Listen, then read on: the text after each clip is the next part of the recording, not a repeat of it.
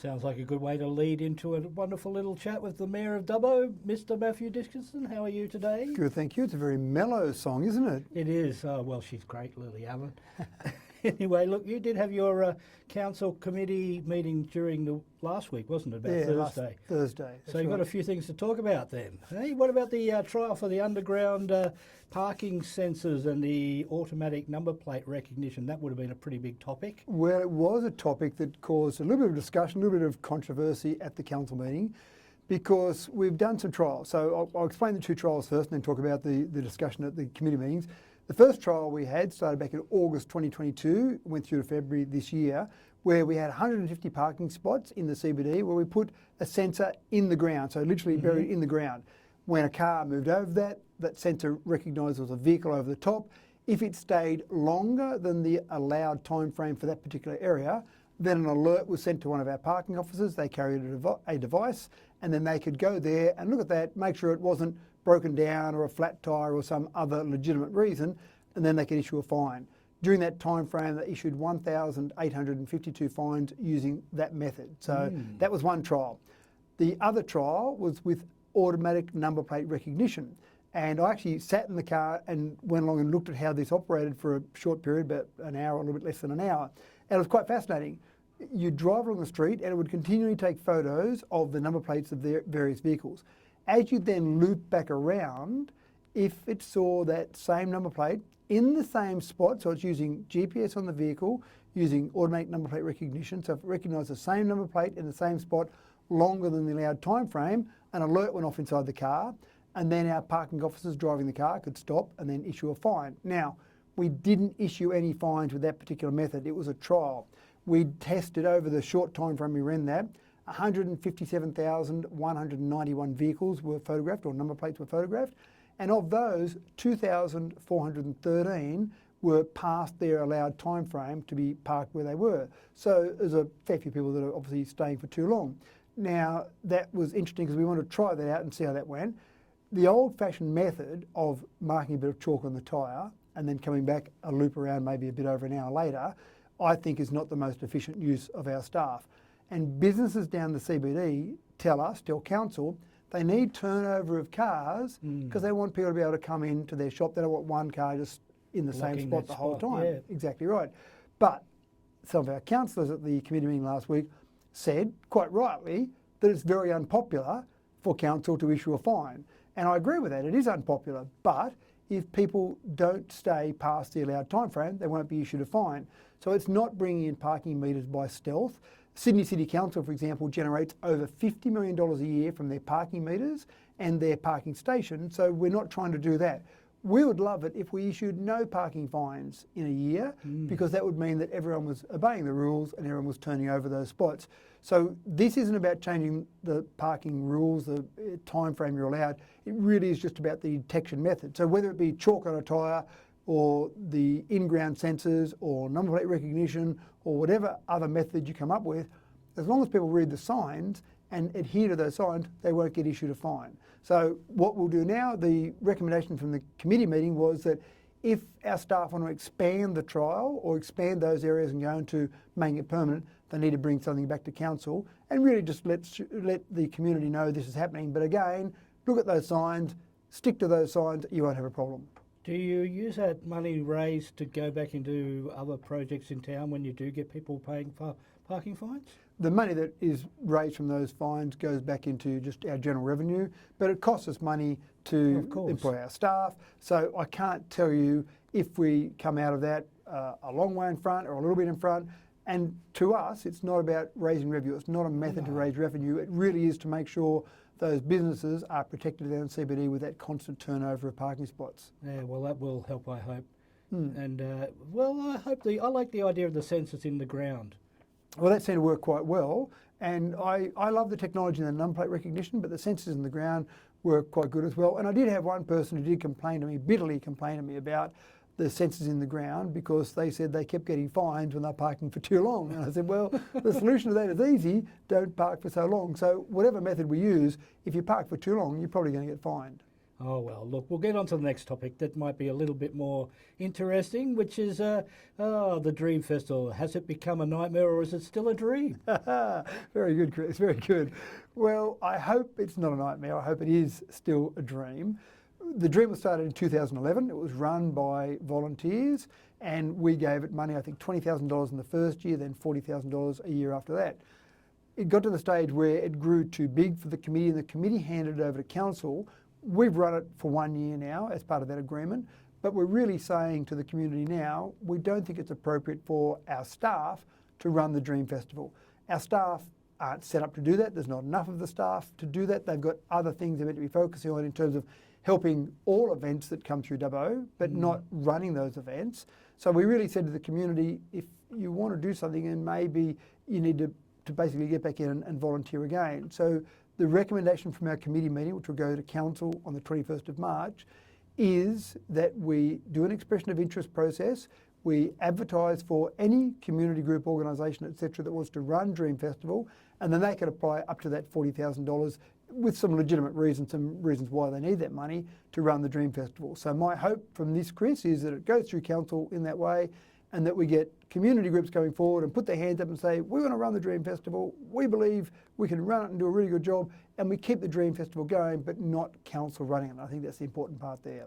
Alrighty, well, look, we'll have a talk about the issue of the fluoride in our water. It's coming back soon. Soon. So you'll remember that January 2019, there was a problem with the fluoride dosing system at our water treatment plant.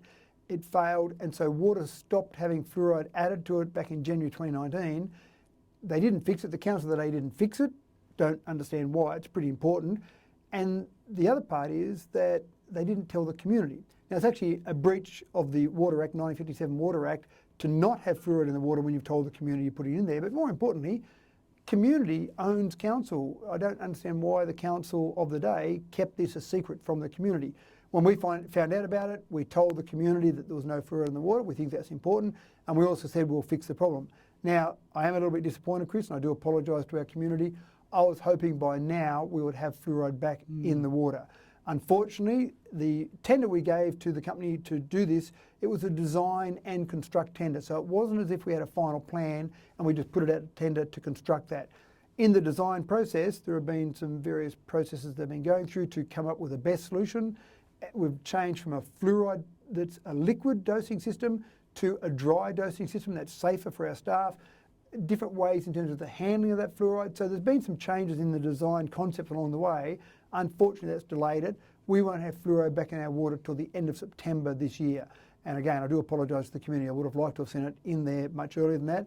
But at least, again, we know about it now, the community knows about it. And that's part of the process with these committee meetings, to let people know what's happening. So unfortunately, no fluoride in our water till September this year. Well, at least it's coming back then. It's a good step in the right direction. Exactly right. All right, now you have got a tender for the Saxa Road Bridge. That's a good thing. It is a good thing. That's been awarded now. There's a company that's been awarded that tender, $1.7 million for that tender.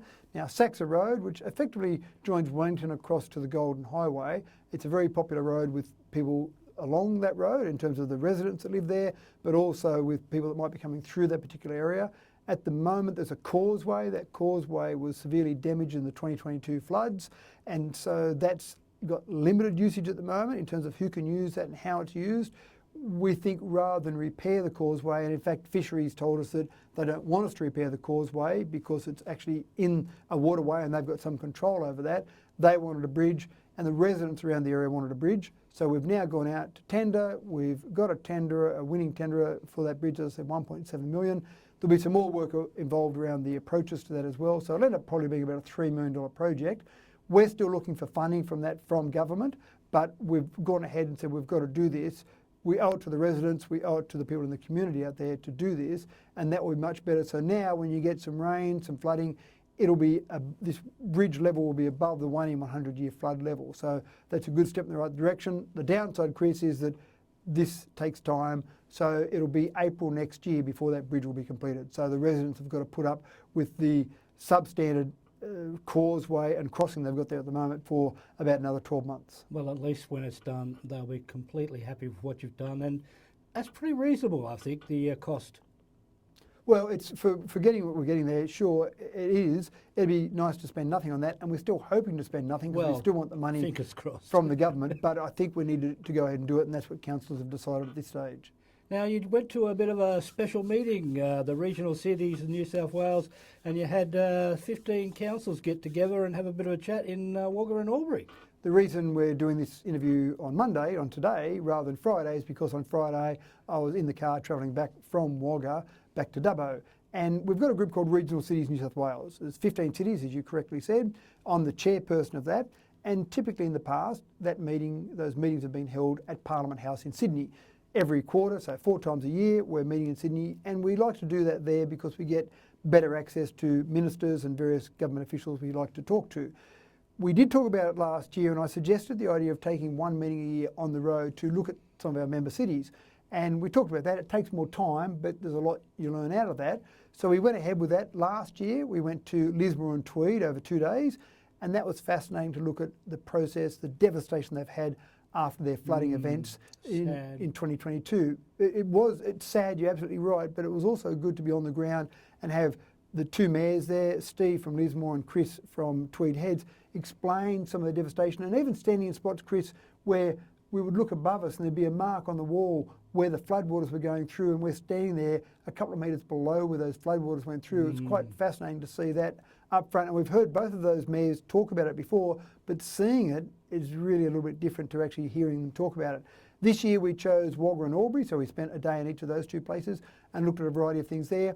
And probably the main thing I got out of lots of little things you learn from these sort of trips, but the main thing I got out of it, it's not going to sound that exciting, but the waste management facility in Albury was a really advanced waste management facility. And one of the advantages they've got over most other, let's call them rubbish tips, most other rubbish tips, is they bring in the waste from 6 different local government areas into that one facility. So the other 5 surrounding LGAs around there don't have a waste management facility. They bring them all there. When you get that volume, you actually get to the stage where you can have better processes in place. And they've got what I'd call a tip shop there at the tip, where people bring things in and they get cleaned up and then sold again. I'd love to do that in Dubbo. I've talked to a number of people about doing that, but we haven't been able to work out a way to make it cost neutral because it's expensive to have the staff to run that, and you don't get much money back from the things that you sell. They've got a tip shop which they actually have the point where they're getting out of that without it costing them money. But again, they do that because they've got so much volume from 6 different LGAs. Now at Dubbo, we actually get a little bit of a process happening where we bring in some rubbish from Narromine and from Mudgee. So there's a small process there, but not enough. And so maybe we could expand our facilities and take in more rubbish and more recyclables from Gilgandra and Warren, and obviously we're bringing it in from Wellington now and a little bit from Narromine, but maybe that's a way we could do that. So you're always looking at other councils, seeing what they do and learning from those councils and sharing that knowledge. I think that's really important. Well, I know that Bathurst has got a tip shop, and they get help through the op shop in town. They combine the sharing of the products between the 2. So it must be running all right there. So hopefully we can get one running here. Yeah, it would be good to get one running here. And again, learning from other places, learning from what Bathurst does, learning from what Albury does. That's a really important part. And that's where I find those 15 cities, the sharing we get there. And in fact, I talked to one of the mayors and he was talking about just how much he appreciates some other people in similar cities to bounce ideas of how's this working for you, what problems you're having here, affordable housing, just housing in general. We've all got that problem with housing. We actually had a small presentation from Griffith because they're down around that area as well, and they talked about some of their solutions for getting more housing into Griffith. So there's things you can share, and it used to be different. I think when I first got on council, we used to see Orange and Bathurst as fierce competitors to Dubbo. But as I've gone through my council career over 20 years on council, or 20 years ago I first got onto council, then I think we've learned that we're not really competing against Orange and Bathurst. We're better off sharing information. And the big competitor for all of us is Sydney. We need to basically be taking people and taking businesses, taking information away from Sydney and bringing it out to regional areas. So a victory for a regional centre, Orange, Bathurst or Dubbo or Tamworth or Albury or Wagga, any of these regional locations, a victory for all those regional locations in my mind is a victory for regional New South Wales, which we all benefit from. Indeed, brings more people out to the country. Exactly right. Well, it's been wonderful having a chat with you, Matthew, and telling us all about what happened at the meeting and future projects that are coming our way. I'll talk to you again after our next meeting, our next council meeting on 21st of March. Excellent. Nice to have you here at DCFM 88.9. Thanks, All Chris. right, we're going to get back into some more music for you after this, so hang around.